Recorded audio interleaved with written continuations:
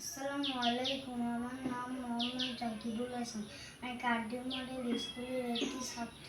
আমি ক্লাস নার্সারিতে পড়ি। আমি কয়েকটি হাদিস বলবো। বিসমিল্লাহির রহমানির রহিম। 1 নম্বর হাদিস শরীফ, কুল আমানতু বিল্লাহি সুম্মাস্তাকিম। 1 নম্বর হাদিস শরীফের অর্থ, বলো আমি আল্লাহর উপর ঈমান আনলাম, ততঃপর তাহার উপর অবিচল থাকব। 2 নম্বর হাদিস শরীফ, আত-তুহুরু শাতরুল ঈমান, পবিত্রতা ঈমানের অঙ্গ। 3 নম্বর হাদিস শরীফ, মিফতাহুস সালাতি আত-তুহুর।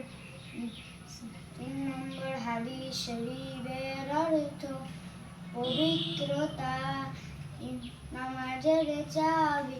4 নম্বর হাদিস শরীফ, ইন্নামাল আমালু বিন্নিয়াত, সকল কাজ নিয়াতের উপর হয়ে থাকে। 5 নম্বর হাদিস শরীফ, আস-সালাতু মিফতাহুল জান্নাত, নামাজ বেহেশতের চাবি। 6 নম্বর হাদিস শরীফ, খায়রুকুম মান তাআল্লামা কুরআন ওয়া আল্লাম। 6 নম্বর হাদিস শরীফের অর্থ, যে তোমাদের মধ্যে কুরআন শিক্ষা করে এবং অপরকে শিক্ষা দেয়। 7 নম্বর হাদিস শরীফ, আফদালুল ইবাদাতি তিলাওয়াতুল কুরআন। 7 নম্বর হাদিস শরীফের অর্থ, কুরআন তিলাওয়াত সর্বোত্তম ইবাদত। 8 নম্বর হাদিস শরীফ, তালাবুল ইলমি ফারিদাতুন আলা কুল্লি মুসলিমিন।